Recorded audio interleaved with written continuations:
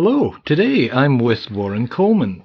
Warren is a former member of the Castanets Club, a great comedy combo from days gone past, and was a writer and director on Happy Feet and a writer on Happy Feet 2. That's right. Gee, that's pretty good. You've recalled that information. That's Well, you did tell me about 2 seconds ago. I know, but I know I'm getting old, but I'm not that old. Sharp, that's what I say. Sharp. I'm Jimmy Thompson. This is the Flat Chat Wrap.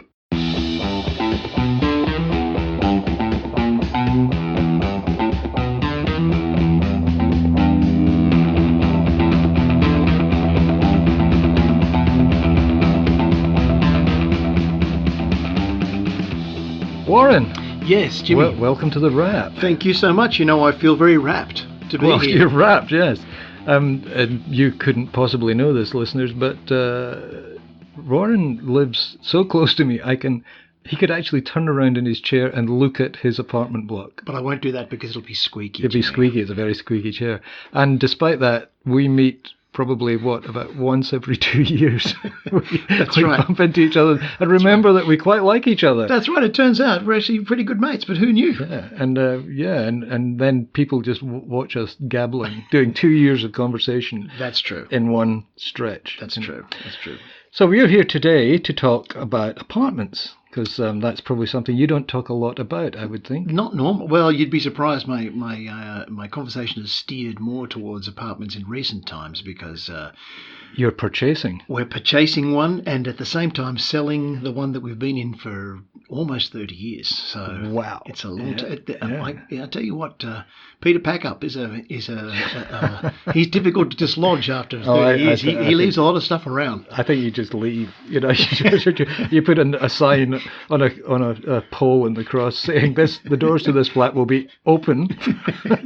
Pop in, take everything you like. Yeah. Like I've got a mate who. My writing partner, actually, he's completely the opposite. He's moved around a lot in recent years, and he likes to say that he can move in 20 minutes. And having seen him and his gear, really, I think it's true. He can pretty much move anywhere in about 20 minutes. Yeah, I know people who can do that. Usually, the sound of police sirens is very encouraging to that movement. You suddenly go, they move very quickly. Suitcase. Yeah. Oh, gee, that wasn't as heavy as it looked. Now you've, as a showbiz person, which you undoubtedly are, you would have stayed in a variety of places in your long and illustrious career. You know, it's really funny. I was thinking about this just the other day, and it wasn't until I was quite into my 20s that I ever actually lived in a house. I was always in apartments, or I had a room in a house. So it was kind of like a house, but it wasn't. You weren't responsible for the whole thing, and it didn't feel like a house. It felt like an apartment in some ways, or a shared house apartment. But I didn't get into a house until my mid-20s, and it was an unusual experience because I wasn't really au fait with the whole thing of you had to patrol the boundaries. You had a whole different sort of perspective. But and on the road, of course, traveling, you're always staying.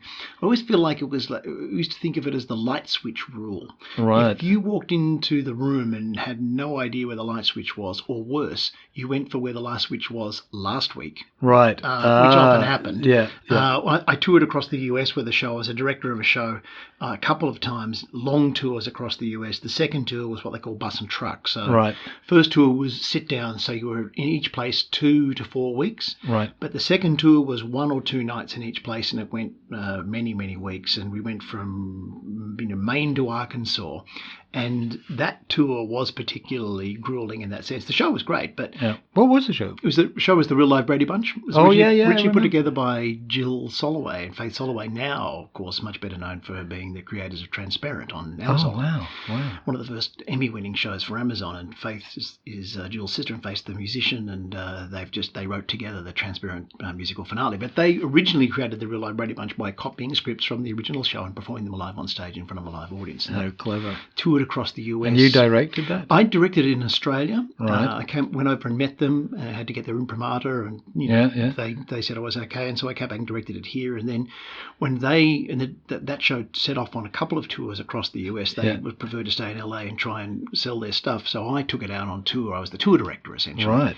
And it was it was a great experience because you're playing to, the first tour was just learning to American audiences in very, very different regions. The second tour was that, plus you were working often in 2,000-seat arenas. Wow. That's not an arena, but I mean, it's in big. terms of comedy, it's a lot of people. Independent theatre, it's a lot of people.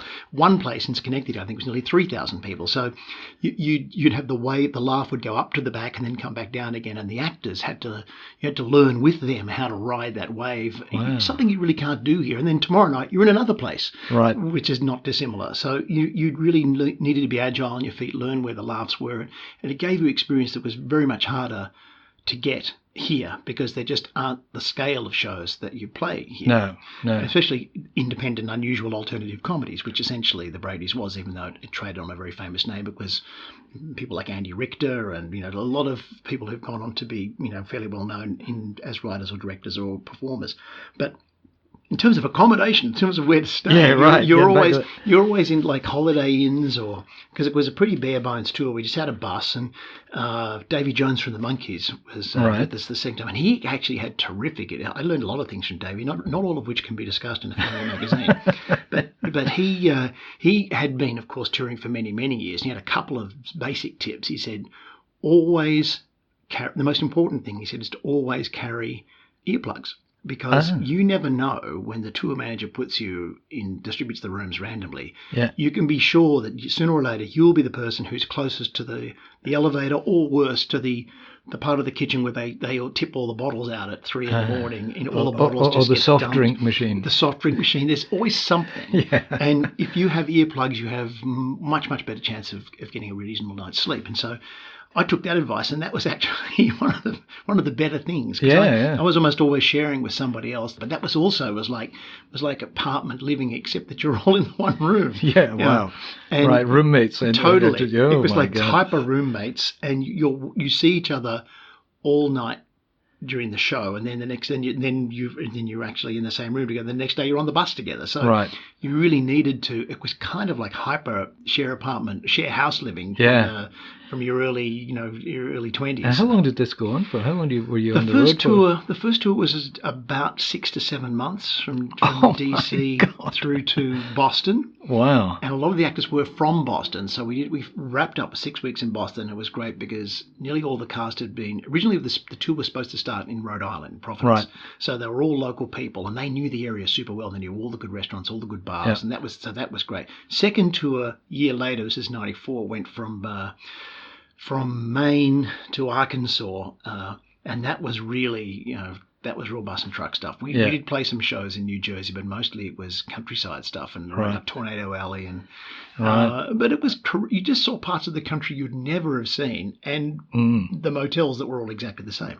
Well, that was the Holiday Inn thing, wasn't it? That every room was supposed to be identical wherever you were in the world. The room was exactly the same. The other joy about HI and some of the other chains was that you get free breakfast. So even if it's like just a very ordinary coffee and a donut, that gets you on the bus and you're ready to fall back to sleep while the bus drives you to the next venue. Because pretty much the schedule is you arrive on the bus, the tech crew have left 12 hours before you, and they've set the show up. You arrive, you go to the hotel, you go from the hotel to the venue, check everything out, make sure it's all right, do the show, do the post-show, the parties, whatever, and you get back on the bus, go back to the hotel, repeat. Wow. And that's what you do every day for, I think the second tour, even though it was more, there were more places we went to, I think it was only 6 weeks rather than 6 months, something like that anyway. It wasn't anywhere near as long, but it was still plenty long enough.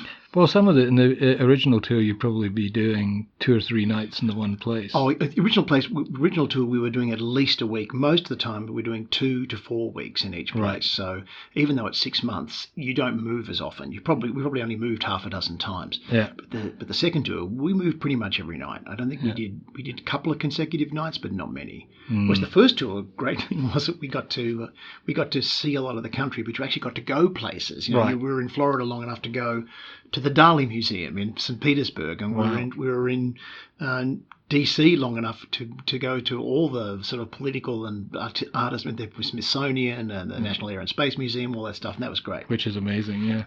My travel tip, by the way, I always carry a one of these one-size-fits-all sink plugs. Very wise.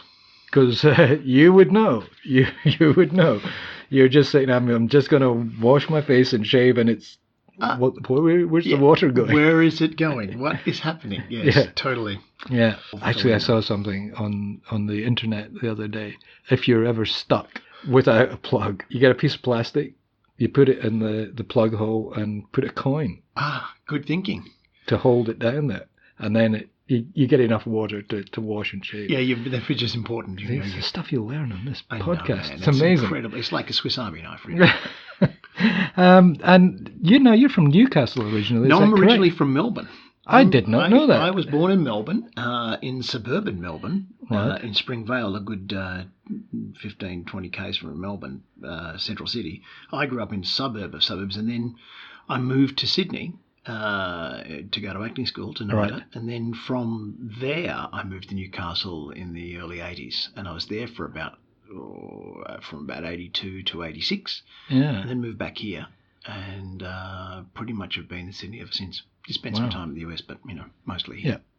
And now, when you would be over in the States, because your first job in Happy Feet was the voice director. Is that what you call it? No, not really. I mean, I did a lot of jobs at Happy Feet. My title was I was a co-director and co-writer. Like these films were to say.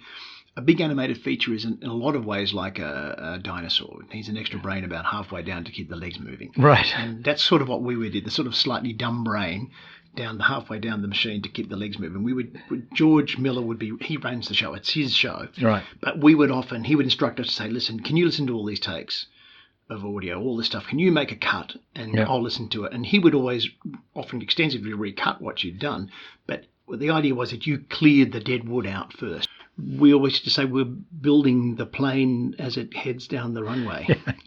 Which just sounds like madness. Totally, it is. Well, that's why George is he's an extraordinary individual because he would say, well, what we are doing is we are jumping off the cliff and we are building the wings on the way down. And that you'd hope before you hit the rocks you get to glide, and it's the daring of that. We're not talking about a few $100,000 on a movie. This is a very big budget, very big international movie, and the stakes are very high. And yet, not only did he pull it off, he won the Oscar. So it was a tremendous privilege. Because you went to the Oscars, didn't you? I did not go. I did go to the US. I was there, but they only have so many seats per film, and the producers usually go. And because I was a co-director and co-writer, there wasn't enough seats for us. So we went to a number of parties. And actually, I was heading between two parties when it was announced that we won. Because we weren't quite exactly sure when they made the announcement who was the best animated feature. And I suddenly started getting a lot of texts on my phone. And I thought, oh, no, I'm not going to jinx it. I'm not going to look. And I finally, when I arrived at the party, they weren't watching it. They were recording it to watch it later on. It was a friend that made it as a cinematographer. And finally, I checked my text, and there was people congratulating, saying, "Well done, you guys, you've won." I thought, I've got to see if this is real. So I asked them to put it on, and they did. And unfortunately, Cameron Diaz in the replay said the same thing as she said in the first one: was that Happy Feet wins. So we were very pleased. That's great. Yeah. Particularly, we had thought that it was Cars was up that year, and it was thought that that was a big one.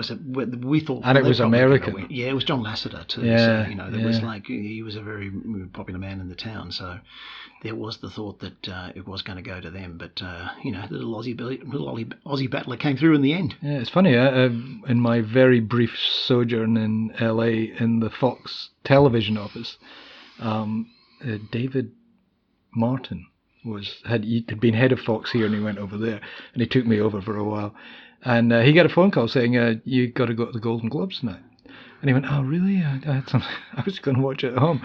They said, no, you are effectively the producer of, I'm trying to remember the name of the cop show. It was a hard-boiled Michael Chiklis. The Shield. Yeah. One of the classics. He said, you are, and he said, yeah, I've only been here 3 weeks, yeah, but you're the guy. Actually, you've got a show. but you are the guy who's in charge of the studio who made that, so you have to be there, and I think they won too. So. Well, the great thing about the Golden Globes, of course, is that it's booze. It's free booze. Right, and it shows. It's kind of like the Logies. Yes. Except that it's even smaller, really. So if Prince doesn't show up because he'll say it's because of traffic, but it probably wasn't. I did the Logies once. It was Rain Shadow had a nomination at the ABC. Wonderful show, as I recall. Thank you very much. And I got to do the red carpet. Right? So I'm standing there at the end of the red carpet going, wow, this is like the first and only time, as it turned out. And this very attractive young woman came up to me and she said, have you got a partner to walk down the carpet? And I said, no, I don't. She said, would you mind? Sure. So there am I in my suit, you know. Your penguin suit. My penguin suit with this very attractive young woman, and my wife, who's a journalist, as you know, of course, has managed to get a press pass to go into the photographic thing, right? What could possibly go wrong? So she's going to take a picture of me in the red carpet. So first of all, she gets over the shock of discovering I have a new woman in my life. But then, you know, like people are going down, and you know, there's the actors. Yes, everyone's calling their name. Yeah, you know, and so I'm coming past, and she sees me, and she goes, Jimmy, Jimmy. And I turn around to smile at her, and all the photographers start going, Jimmy, here, Jimmy, Jimmy. And then as I'm walking past, I can hear them going, who was that guy? Who's that guy?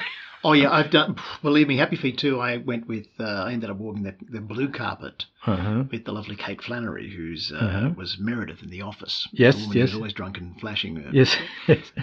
I'd known her since The Real Life Brady's, in which she played Carol Brady. Right. I'd known her since the early 90s. She's still a good mate of ours and terrific, very funny woman. So she offered to go down the carpet with her, which is great because everyone knew who she was. Yeah. Her partner, Chris Haston, is the in-house photographer at NBC Universal. Yep. So he knows everybody. He knows all the pro photographers, and they all know him, and so they know her.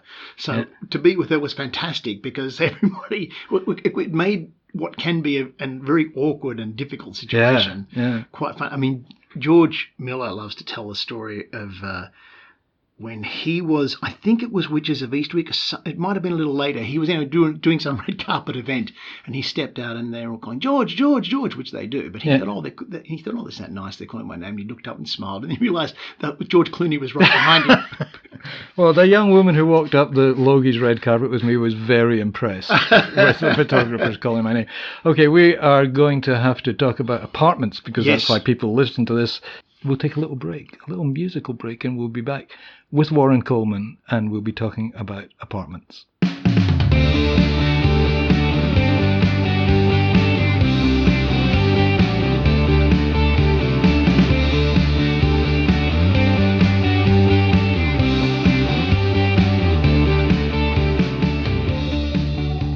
And we're back. We got Warren Coleman in the Flat Chat Rap studio, such as it is. It's in an apartment, and that's what we're talking about. So, Warren, you are, after 30 years, you're selling your apartment. Yes. You could do a pitch right now. I know exactly. I'm wearing. How many rooms has it got? It's got a lot of rooms. No, it's got about 8 or 9 rooms. There are 2 bedrooms, 2.5 because there's a sunroom that could be converted to a bedroom, but really we use it as an office. It's not really big enough. And it's on the 3rd floor, so we get lots of light. It's a little 6-unit building from the mid-1920s. Beautiful vintage. It's been really well looked after. And it's a beautiful little street. Our street is a cul-de-sac. Wow. It was, I believe, once the round drive at the front of Major Thomas Mitchell, who was the Surveyor General of New South Wales' house in the 1810s. Which is gone. The house is long gone, but the drive, though covered in asphalt, something that he probably wouldn't even possibly been able to imagine, still remains. So there's a ghost of an old. It always looks like. I have a brother who visits me sometimes from the other side of the harbour, and he says that it's kind of like a gated community without a gate. Oh, that's nice. Yeah, and very nice people, very arty people around there as well. It's a long history of arty folk too. I mean, when I worked at Kennedy Miller, I learned that a number of the better-known hair and makeup folk and wardrobe folk who used to work at Kennedy Miller, which was in those days up at the Old Metro Theatre, and not that an 8-minute walk from my house, had lived in the street. So there was quite a. In fact, we originally picked the place up, and we had a long, unusual history with it. Some friends of ours who were radio and TV personalities and writers had the apartment, and they had a connection with a woman that we knew, and that's how we found out the place was available. When we left our previous place, we moved in there, rented there, and then we moved from the bottom of the building to the top, and then the people who we were renting from decided to sell, and we bought directly from them. Wow. They were wonderful, wonderful folk. Your partner, your wife, Yeah, Therese? my partner, Therese. Yes, she's an artist too. She is indeed. We've both come at the art caper from different points of view. Well, she's visual. She's a visual artist and multimedia. Is that? She does work in a lot of different media. She's worked in photography and she's certainly shot some films. But really, she would regard herself as a painter, a printer. Right. And these days she uses digital printing. Does a lot of the work in the computer and then prints it up in very beautiful, fully finished form. But she used to be a collagist. She's done lots of different things, really. You have to be careful. I was doing my degree in my MA, and chatting with the tutor, and she was saying we're pushing the boundaries of writing. And I said something like, well, as long as you're not going to do one of these stupid things of flashing words up on a wall, and she said, that's exactly my work. That's my work. That's my new installation, which opens on Friday. That's the last 30 years of my life. Exactly. So you have to go, oh, yeah, I'm sure you're really good. But the upshot of it all, of our adventure in buying an apartment, or having the apartment we have, is that we'd never actually bought an apartment on the open market. Oh, you've never done that thing of trudging around and looking at all these, and we've lived through the period. Yeah. Do you remember when fights would break out and people they'd go to auctions and they'd bid more money than they could ever dream of owning, and then break down in tears when somebody else bid $100 more.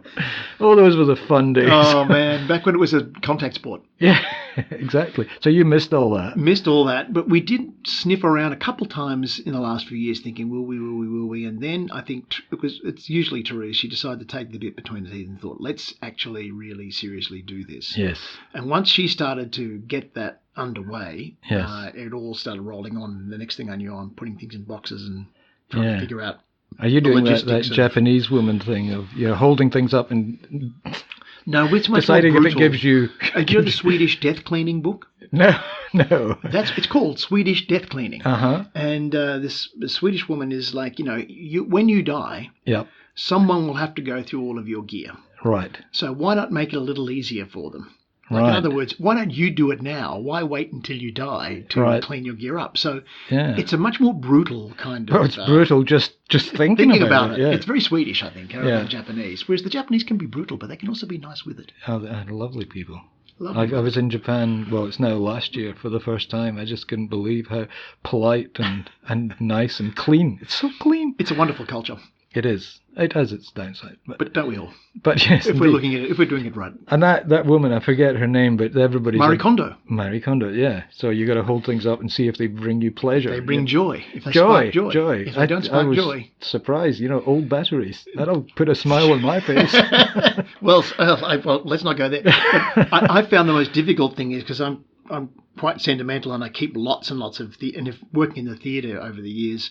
As an actor and as a director, a lot of memorabilia and press cuttings and stuff come your way. Yeah. But what I've discovered, I've fired up my old scanner, and it's great. You just scan up any reviews, all that sort of stuff, and then you can throw the physical thing away. And that's made an enormous dent in my pile of kipple. Right. I used to keep all the newspapers I'd ever worked on.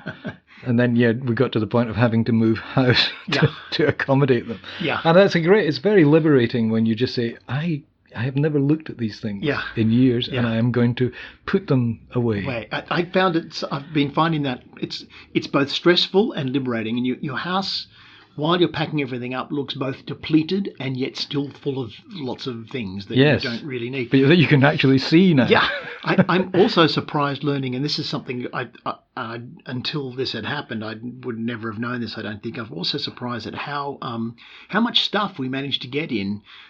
A 78 square metre apartment. You would think it's small, but it's actually like a ship. There are nooks and crannies everywhere. Yeah. Our apartment is a relatively large space with the bedrooms and kitchen attached. So we're looking at places at the moment and wondering, even though they're all bigger than the place we own, we're thinking, how are we going to fit all our stuff in here? Because a modern place doesn't have has a lot of storage often, but doesn't have so many walls to hang pictures on. So it'll that's be true. a salon hang, as they say. Yeah. You hang one picture, one above the other.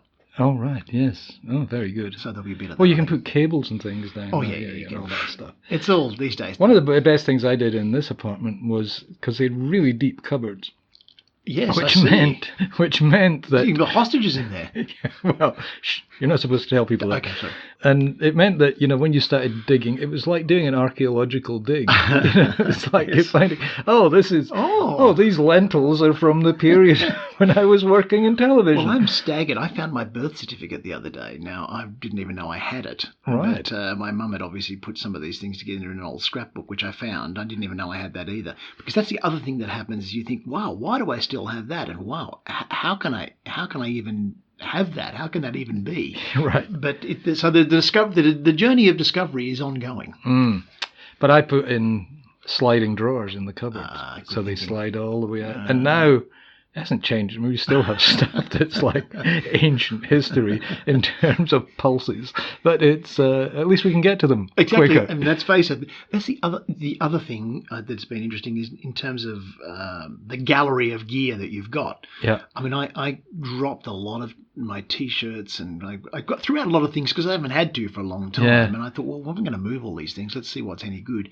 So I did thin my T-shirts by at least a third. And then the others, I thought, wow, this is where these are. I should wear these more often. They're actually pretty good. Yeah. So you end up using things that you haven't used for a long time because you think, well, if I'm still keeping them, I might as well give them a go. Oh, and you're wearing a very attractive T-shirt. I know it's my Yuri Gagarin. Yuri Gagarin, but with Chinese writing. Because I bought it in Shanghai. In fantastic, one of those not entirely above board markets where there are knockoffs of famous English and other designers. But there was a fantastic T-shirt store with all these terrific revolutionary images and pro-Soviet. Yuri Gagarin, first man in space. What's not to like? I have some space food. I have astronaut I bet Yuri food. didn't have that kind of food. And now that I'm vegetarian, I can't even eat it. But what do you do? Somebody buys you a packet of space food from the Space Museum in Moscow, and you go, and they say that it's in vending machines. People buy this stuff and eat it. So what do? Do you hold on to it? Because it'll last forever. Yeah, pretty much. Or do you eat it? And then, stupidly, you become vegetarian like I did recently, and now I can't eat it. The choice is taken away from you. I have to give it to someone else. We'll have to take a picture of you in your attractive T-shirt for the pod. Please do. So you're out there. You're in the market. We're looking. It's like dating again. It is like dating. It's like, you find particular places you like and you really form an attachment to them, but they're seeing other people. So you've got to make sure you're seeing other people too. You've got to spread yourself around. Yeah. It's not like, it's kind of like being 15 again. You've got to sort of not allow yourself to get too boxed into a corner. But you do, the next thing you know, you're writing poetry to your house. Yeah. And you're visualizing. How many times we've visualized what we would put where when you walk into a place, and we've only done a few so far. Yeah. We didn't make the emotional mistake of finding something we really liked very early on, which kind of upset our plan. We were set for a long campaign. Right. But it turned out we've actually found something we liked fairly early on, so now we're going to have to not allow that to completely skew our... Well, we won't. We'll find a way. You've got this because you want to sell the apartment you're in. Yes. So you can afford to buy the one you're moving into. That's the other thing that, of course, you soon realise the mechanics of buying and selling are only ever been of academic interest, but now very visceral interest. Yeah. You know that in order to go to if you like a property but you see it's being auctioned before your place is sold, there's no point even thinking about it because that's not going to. There lies heartbreak. Totally. Although it is good. I have a brother who works in the business, and he said, look, whenever he's moving, he's moved a lot. He said, the more places you see, the better sense you get of what you like. And he said, even if it sounds counterintuitive, you start to get your parameters a lot clearer. You start to realize how much you walk your target in. You start to get a sense of what really you need and what you don't. So that's been useful, and I pretty much know what I'll be doing with my Saturday mornings for the next 8 weeks. A couple of years ago, I wrote a book called The Ultimate Guide to Buying and Selling. I recall it. And I'm packing it away when I was putting my library away. And then I devised this thing called the need, want, like list. Yes. So you go, I need, 2 bedrooms and a study. And I need it to be near a park or a school or whatever. Maybe, or that could be a need, it could be a want, it could be a like. Yes. But basically you go, these are the things I need. I cannot exist without these things. These are the things I want, which these are the things that would be good to have, but they're not deal breakers. And these are the things I'd really like to have. And that's the thing, that when you've got 2 competing properties, you look to the third and you say, that one's got... Yes. That's what one's got the fabulous view of Jimmy Thompson's apartment. Yes. That's, which is, it's the stalker's eye view. Oh, absolutely. So, but that was the days when you went through the newspaper. Yeah. You're just putting rings around things in the newspaper. Now you go online. And does it still work? I think it does, but it kind of works in reverse. Yeah. You go like, you click on how many rooms, 3 rooms. Yes. Does it have a balcony? Does it have a swimming pool? And then you find you've got no properties. Yeah. You'll find the null set. Yeah. and so you start unclicking boxes, and eventually you get closer to the thing you're looking for. That's right. So you found somewhere that you're keen on? Yeah, we have, but we're still looking, because we've got to keep dating until we can actually have. You don't want to settle down too quickly. No, exactly. I mean, we've taken some counsel, and we've had a bit of a look around. And look, we will keep looking, just partly because it's always this is the point. We've not been here very often, where you get to look around, where every other time we found something has chosen us in a way, or it's fell into our laps, and of course there's what it'll cost and everything else. That becomes its own when something for auction, you don't know what it's going to cost. So it kind of, one of the things that we're hoping will help us give a little clarity to our search is, once we've actually sold, we'll know how much money we've got, and then we know that gives amazing clarity. Extraordinary. That's a sinus clearing clarity. The focus that puts on things. Totally. Warren, we could talk all day. I know, and we could talk all year. That is true, of course, and no one will be enlightened. No one whatsoever. It's been an absolute pleasure having you here. We should do this more often. Absolutely. As always, it has been a pleasure for me too. Something like that. Warren Coleman, thank you so much for coming on the Flat Chat Wrap. Thank you, sir.